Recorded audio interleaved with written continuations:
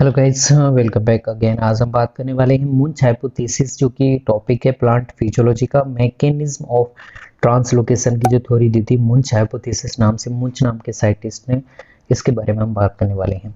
देखिए, मैं fees cam से वीडियो बनाने वाला था और मैंने वीडियो बनाई भी है 3 या 4 बार, लेकिन माइक में प्रॉब्लम होने की वजह से वो क्या है, आपकी वॉइस है वो रिकॉर्ड नहीं हो रही है।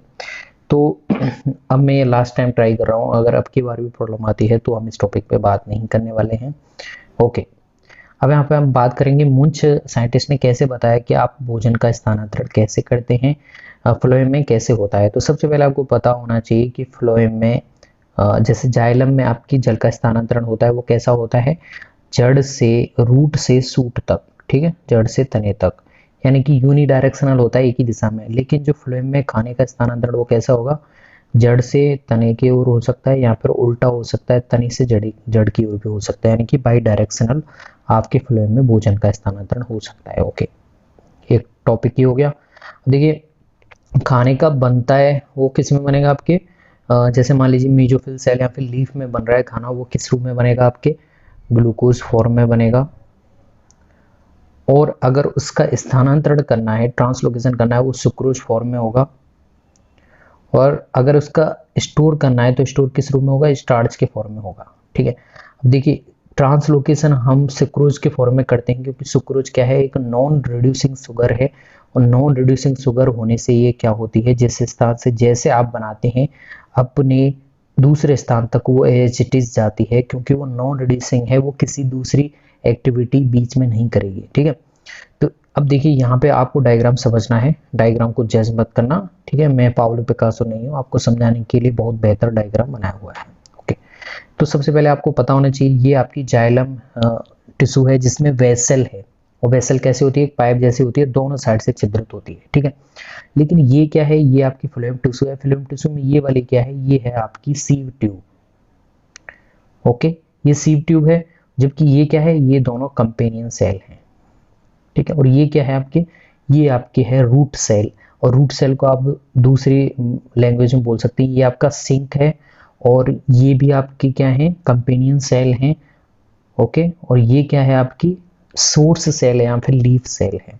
अब देखिए, सोर्स पे आपके क्या होगा, फ्लोएम में लोडिंग होगी। लोडिंग होने का मतलब है यहाँ से खाने को लोड किया जाएगा।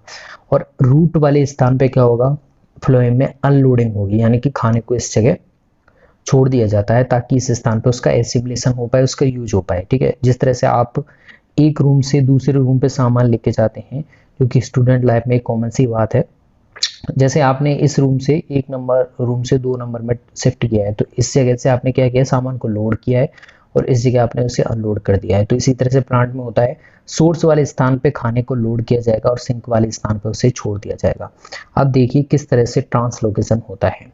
ठीक है, अभी ये आपको पता चल गया कौन कौन सी सेल हैं। अब देखिए, लोडिंग होगी कैसे, क्योंकि लीफ में खाना बनेगा, खाना बन के ये कहाँ पहुंचेगा, आपके कंपेनियन सेल में पहुंचेगा, और कंपेनियन सेल से ये आपके आ गया सीव ट्यूब में। ओके, सीव ट्यूब में आते ही क्या होगा, ध्यान रखना, यहाँ पे सीव ट्यूब में आते ही आपके क्या आई है, शुगर आई है, शर्कर आई है। शुगर क्या होती है, एक तरह से सोल्यूट होती है। सोल्यूट आते ही सीव ट्यूब का वाटर पोटेंशियल है वो क्या हो जाता है, कम हो जाता है। क्योंकि वाटर पोटेंशियल क्या होता है, जितने ज़्यादा जल के अणु होंगे उतना ही वाटर पोटेंशियल ज़्यादा होगा। लेकिन अब इसमें आपने क्या मिला दिया, शुगर मिला दी है, सोल्यूट मिला दिया है, तो अब वाटर मॉलिक्यूल्स हैं वो कम हो जाएंगे। इसकी वजह से वाटर पोटेंशियल है वो कम हो गया है। और वाटर पोटेंशियल कम होते ही ये जो स्थान है, यहाँ पे आपका वाटर पोटेंशियल क्या है, रेदर देन इस स्थान की यहाँ पे ज़्यादा है। वाटर कहाँ से कम मूवमेंट करेगा, हाई से लो की तरफ। तो इस तरह से आपका वाटर का मूवमेंट ये एरो दिखा रहा है। ठीक है, अब ये तो लोडिंग हो गई। अब अनलोडिंग वाले स्थान पे क्या होगा, जैसे पानी इस स्थान में आएगा सीव ट्यूब में, तो सीव ट्यूब पहले तो ऐसी थी, अब पानी अंदर आते इसका जो टर्गर प्रेशर आने से स्पीड ताप में परिवर्तन आ जाएगा। और ये कैसा हो जाएगा, इसके यहाँ पे हाई टर्गर प्रेशर हो जाएगा। टर्गर प्रेशर यहाँ पे कैसा हो जाएगा, हाई, क्योंकि यहाँ पे वाटर है वो अंदर इसके प्रवेश कर रहा है। ठीक है, ओके, टर्गर प्रेशर हम लिख देते हैं, यहाँ पे क्या हो गया है, हाई हो गया है, HIGH, हाई हो गया है। ठीक है, लेकिन अब यहाँ पे देखिए अनलोडिंग में क्या होगा, सीव ट्यूब से शर्करा को कंपेनियन सेल में भेज दिया जाएगा और फिर ये आपके रूट में आ जाएगी जहां उसका यूज होगा। जैसे सीव ट्यूब को में से आपकी शर्करा जाती हैं जैसे ही सीव ट्यूब को शर्करा छोड़ देती है उस स्थान पे आपकी क्या हो जाएगा, वाटर पोटेंशियल है वो वापस से हाई हो जाएगा, क्योंकि सोल्यूट है जो शर्करा है वो चली गई है, तो अब जल के अणु ज़्यादा हो जाएंगे, आपके वाटर पोटेंशियल ज़्यादा हो जाएगा। अब यहाँ पे ज़्यादा है, जबकि रेदर देन इस वाले एरिया में वाटर पोटेंशियल कम हो जाएगा। ठीक है, यहाँ तो सेम है एज इट इज है, लेकिन इसकी तुलना से हम बात कर रहे हैं, यहाँ पे ज़्यादा हो गया है, तो यहाँ पे पहले एज इट इज, जैसे मान लीजिए यहाँ पे पहले 10 था, इस पूरे में मान लीजिए 10 था, यहाँ पे भी 10 है, यहाँ पे भी 10 है।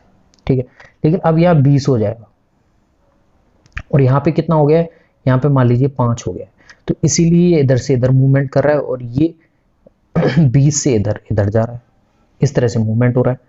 तो यहाँ पे जैसे वाटर पोटेंशियल हाई होगा, अब हाई होने से पानी का मूवमेंट इधर हो रहा है, तो अब इसका टर्गर प्रेशर कैसा हो जाएगा, इसका कम हो जाएगा। टर्गर प्रेशर कम यहाँ पे हो गया है, और यहाँ पे क्या है, सोर्स पे टर्गर प्रेशर ज़्यादा हो गया है। तो इस वाले स्थान से और इस वाले स्थान में एक प्रेशर ग्रेडियंट का क्रिएशन होता है, और उसकी वजह से आपका जो शुगर है वो ट्रांसलोकेट होती है हाई से लो की तरफ।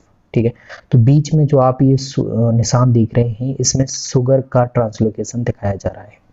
अब इसी चीज़ को हम थ्योरी में देखें तो सबसे पहले क्या हुआ है, सोर्स वाले स्थान पर लोडिंग हुई है, लोडिंग होने से वाटर पोटेंशियल में कमी आई है लोडिंग वाले स्थान पे, उसकी वजह से वाटर एंटर किया है वेसल से इस आपकी सीव ट्यूब में। और जैसे सीव ट्यूब में वाटर आएगा उससे आपके क्या होगा, टर्गर प्रेशर है वो इंक्रीज होगा, और इंक्रीज होते ही आपके टर्गर प्रेशर सोर्स वाले स्थान पे हाई हो गया है, जबकि सिंक पे क्या हुआ है, सिंक पे अनलोडिंग होगी, और अनलोडिंग होने से आपका वाटर पोटेंशियल हाई हो जाएगा, उसकी वजह से सीव ट्यूब में टर्गर प्रेशर लो हो जाएगा। यानी कि कहने का मतलब है आपके सोर्स पे तो हाई टर्गर प्रेशर है, और सिंक यानी रूट सेल पे यहाँ पे लो टर्गर प्रेशर है, इसीलिए खाना सोर्स से सिंक की तरफ इस तरह से जाता है।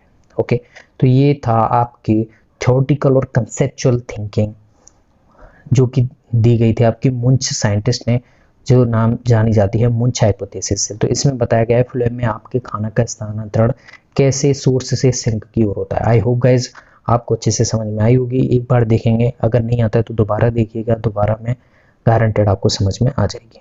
ओके, मिलते हैं अगली नई वीडियो में नए टॉपिक के साथ। थैंक्स।